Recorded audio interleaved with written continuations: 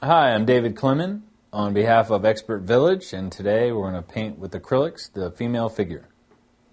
Alright, now that I've fixed my layout, I'm going to go in and start building the color.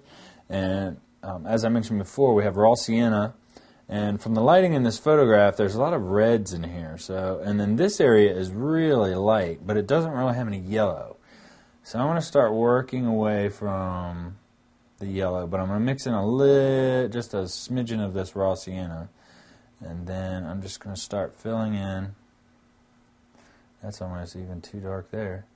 So I'm going to get more white, and then I'm just going to start building this here.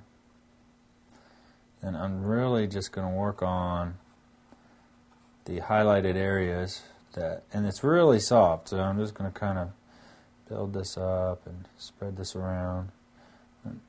And I'm going to try and make it as soft as I can. And just pick out these areas, and then I'll come back in with detail for the ribs and so forth later. But I kind of want to get my softer areas first, because I can always go darker, but it's really hard for me. Once I go dark and into the blacks and so forth, it's hard to go back to light after that. So I'm just getting my highlighted areas here really softly, and I'm coming down onto the hip. And see, when I paint over this yellow, the yellow just basically disappears.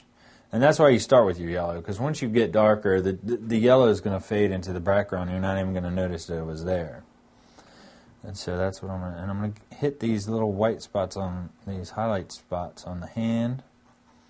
And the face on this painting is going to be very small, so I don't really need to do too much over there. But there's this strong shadow that's being cast from the hand. So I'm just going to kind of build that up a little bit there. And then that's about it for the light colors.